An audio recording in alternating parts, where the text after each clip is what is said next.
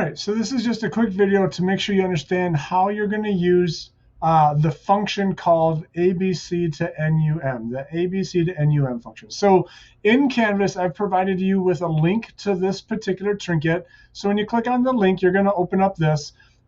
There's nothing you have to do with this function as far as making it, constructing it. It's already built. All you need to do is take this function, highlight all of it, and then copy and paste it into your program. So obviously this isn't my encryption program, but that's okay.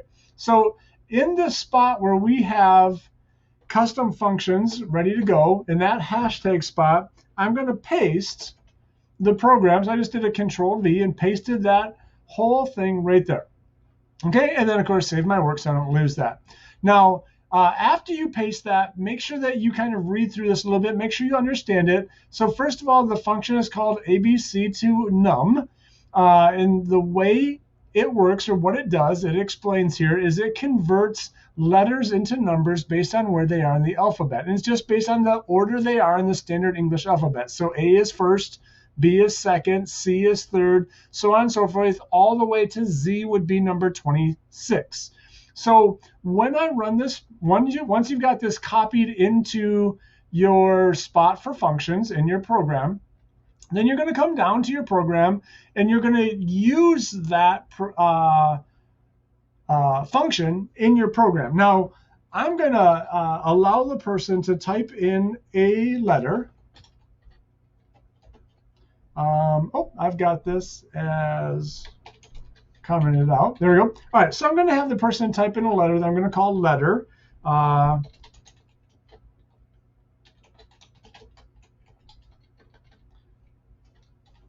So the person is going to type in a letter. I suppose technically I probably should define that variable up here as being a string. Okay, so I'm going to declare my variable as being a string. I'm going to let the person type in a letter. And then what I'm going to do is I'm going to convert that letter into a number using the function ABC to num. So what I've got here is the person is going to be asked to type in a letter. They're going to type it in. Whatever they type in will get saved in the variable that's called letter. Then that variable, so whatever they've typed in, will be put into the function ABC to number. And that letter will be converted into a number. And then what I want to do, just so you can see how it works, is I'm going to print that number that we'll end up with. Okay, so if I run this, you can see it asks me to type in a letter, just like it says here, type in a letter. It asks me to type in a letter. I'm going to type in the letter A.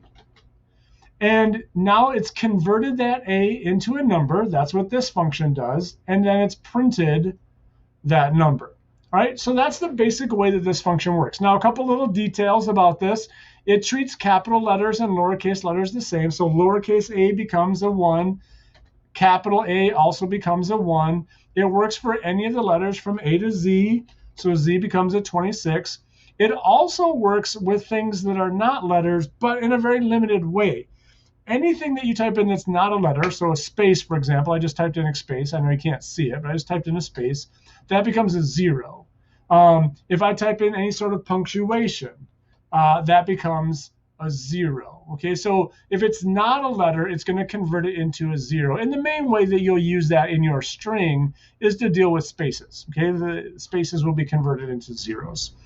So that is the way the function works. Now, in your program, of course, the issue that you're going to have to deal with is that this function will only work on one letter at a time. Notice if I try to run this and I type in more than one letter, it doesn't like that. It gives me a 0. It will only work with one letter at a time. And so you will need to take this function, ABC to num, and you will need to use it inside of a loop so that the loop can pull each individual character out of the string and one by one convert those characters into numbers. And that's the way that you'll need to use this function.